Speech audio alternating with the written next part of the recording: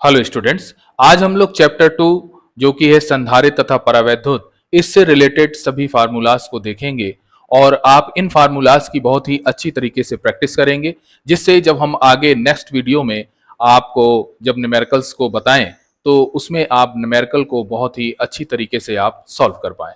तो चलिए देखते हैं हम लोग इस चैप्टर का जो पहला फार्मूला है। इस चैप्टर का जो पहला फार्मूला है वो है Q is equal to C into we.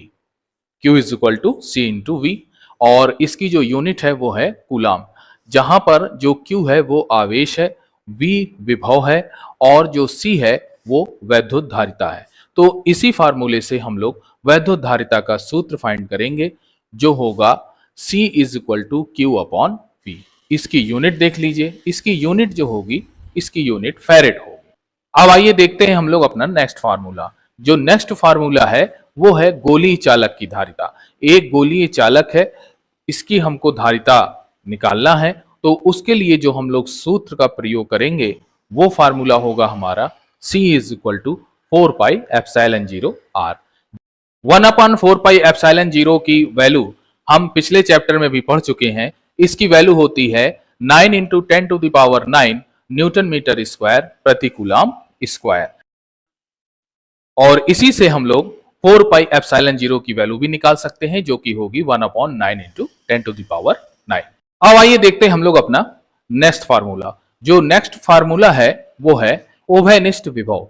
तो उभयनिष्ठ विभव को पहले हम लोग समझ लेते हैं कि आखिर ये उभयनिष्ठ विभव होता क्या है।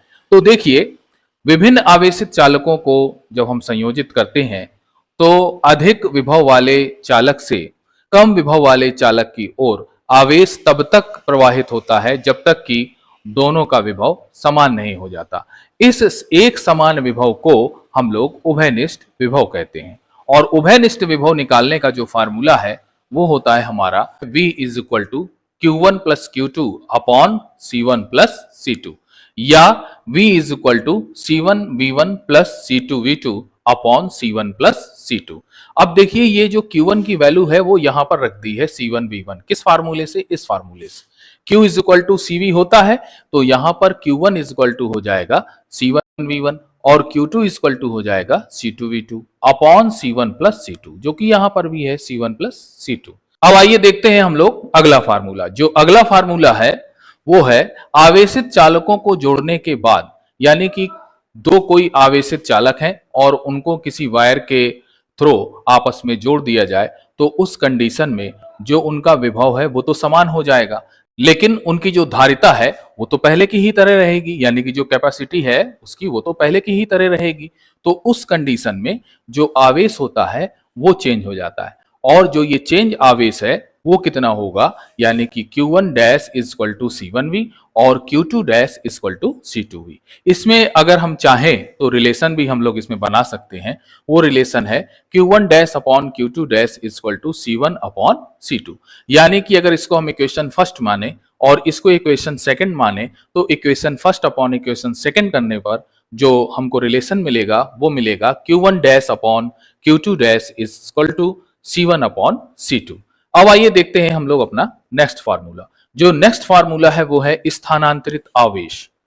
स्थानांतरित आवेश यानी कि गोलों को जोड़ने के पहले जो आवेश था और जोड़ने के बाद जो आवेश था उसका जो डिफरेंस है वो कहलाता है स्थानांतरित आवेश। इसकी वैल्यू होती है Q1 डिफरेंस Q1 डैश, यानी कि ये Q1 पहले वाला आवेश है और ये जो Q1 डैश है ये जोड़ने के बाद वाला आवेश है। तो कितना आवेश स्थानांतरित होगा उसके लिए जो फार्मूला है वो फार्मूला है हमारा Q1 डिफरेंस Q1 डैश। अब आइए देखते हैं आवेशों के पुनर्वितरण में ऊर्जा का ह्रास। तो ये फार्मूला होता है हमारा delta U is equal to 1/2 C1 into C2 upon C1 plus C2 in bracket V1 minus V2 का होल स्क्वायर। अब आइए देखते हैं हम लोग अपना अगला फार्मूला। जो अगला फार्मूला है वो गोलीय संधारित्र के लिए है। अब देखते हैं हम लोग गोलीय संधारित्र क्या होता है।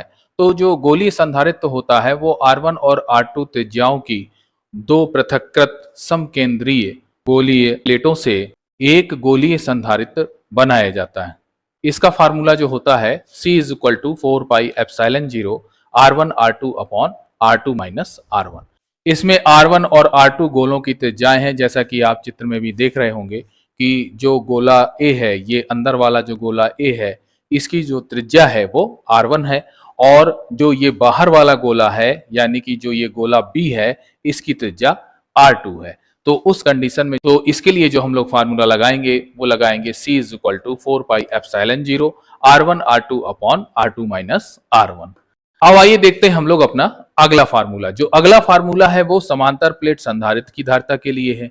इसमें जो पहली कंडीशन है कि जब प्लेटों के मध्य वायु या निर्वात हो, यानी कि जो समांतर प्लेट संधारित्र है उसकी प्लेटों के मध्य वायु या निर्वात हो, तो उस कंडीशन में जो आप धारिता का सूत्र लगाएंगे वो लगाएंगे C is equal to ε0 A upon D, जिसमें A क्या है?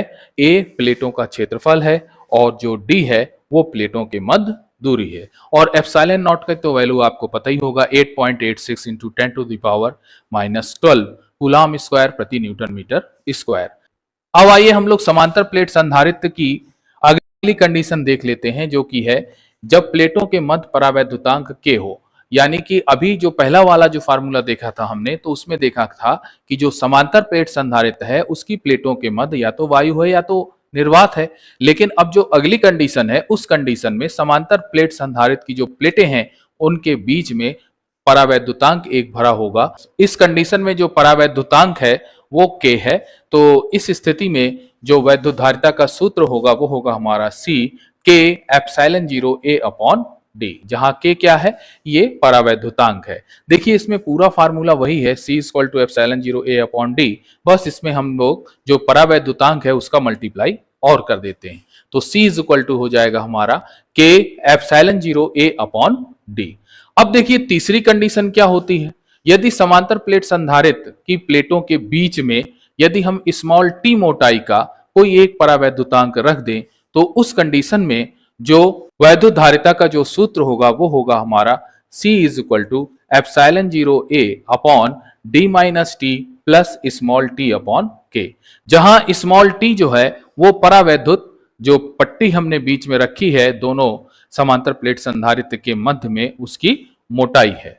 तो अब देखते हैं हम लोग अगला फार्मूला। जो अगला फार्मूला है वो संधारित्रों का श्रेणी क्रम में संयोजन का फार्मूला है। यानी कि इसमें जो है कोई दो संधारित्र हैं, वो हमने मान लिए C1 और C2 हैं, वो क्या है? वो श्रेणी क्रम में संयोजित है। श्रेणी क्रम का मतलब ये होता है कि जब संधारित्र जो है कि जो दूसरी प्लेट है वो दूसरे संधारित्र की पहली प्लेट से और दूसरे संधारित्र की दूसरी प्लेट अगले संधारित्र की पहली प्लेट से जुड़ी हो और इसी तरह से एक सीरीज बनी हो, तो इस श्रेणी में जब संधारित्र जुड़े होते हैं तो उसको हम संधारित्रों का श्रेणी क्रम संयोजन कहते हैं। जैसे मोती अगर आप किसी धागे में पिरोएंगे तो धागा तो एक ही रहेगा, तो उसी प्रकार से हम लोग इसको समझ सकते हैं। तो इस कंडीशन में जो धारिता का सूत्र होगा वो होगा हमारा 1 upon C is equal to 1 upon C1 plus 1 upon C2। अब अगला देख लेते हैं जो समांतर प्लेट संधारित्र की धारिता के लिए।